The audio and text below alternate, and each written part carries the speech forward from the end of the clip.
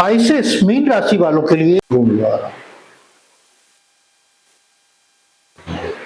Pisces mean राशि वालों के लिए 20 अप्रैल से 26 अप्रैल के बीच सप्ताह कैसा रहेगा, साप्ताहिक राशिफल लेकर मैं आपके सामने उपस्थित हुआ हूं, जो चंद्रमा के गोचर पर और नक्षत्रों के परिवर्तन पर आधारित राशिफल है।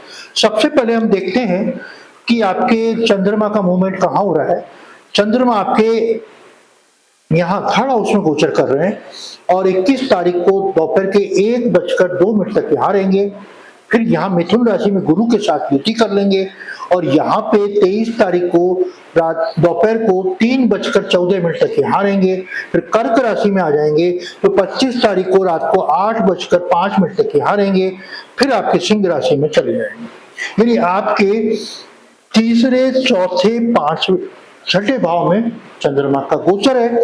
यहाँ चौथे भाव में जो चंद्रमा मिथुन राशि में गुरु के साथ युति कर रहा है, तो चौथे भाव में चंद्रमा का गोचर कुछ नकारात्मक रिजल्ट लेके आता है और मानसिक तनाव देता है और विवाद देता है कार्य क्षेत्र में। विशेष रूप से कार्य क्षेत्र में छोटी छोटी बातों पे कार्य क्षेत्र में विवाद होता है। जहाँ काम कर रहे हैं तो व्यापारी से झगड़ा होता है और नौकरी करने वाले हैं तो नौकरी करने वालों में सीनियर्स के साथ विवाद होता है। नक्षत्रों के गोचर को देख लें।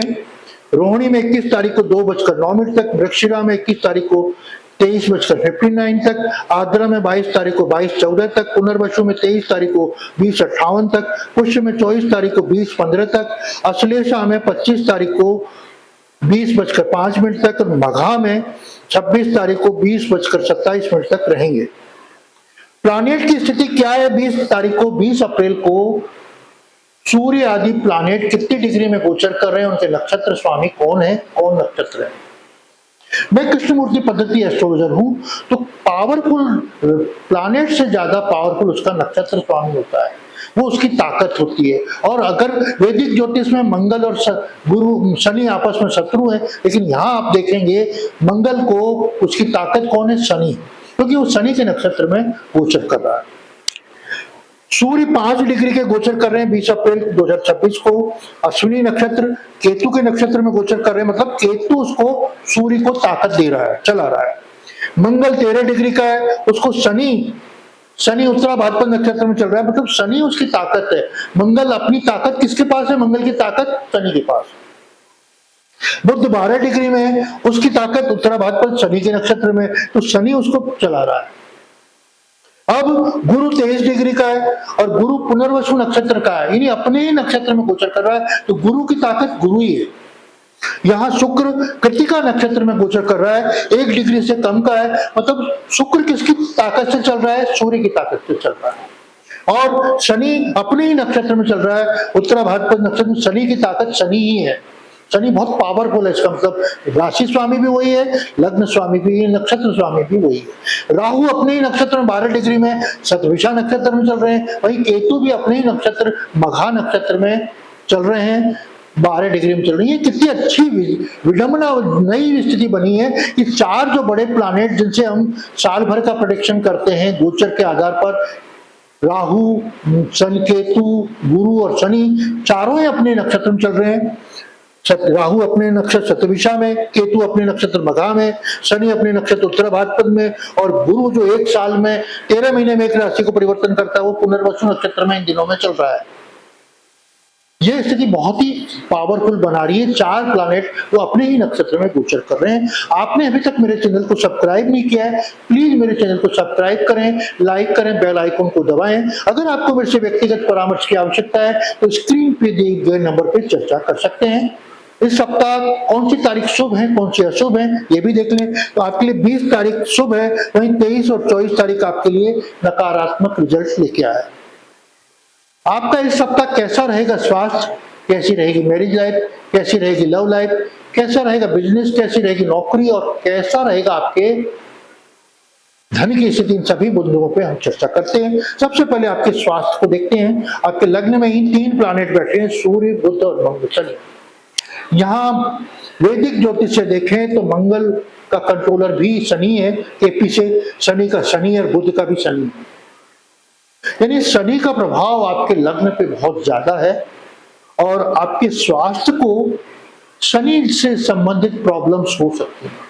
शनि का प्रभाव बहुत ज्यादा होने से लॉन्ग टाइम पे डिजीज जो आती हैं, लंबे समय तक चलती हैं, स्किन की प्रॉब्लम है, पैरालिसिस का अटैक हो जाता है, बहुत लंबे टाइम तक धीरे धीरे रिकवर करता है।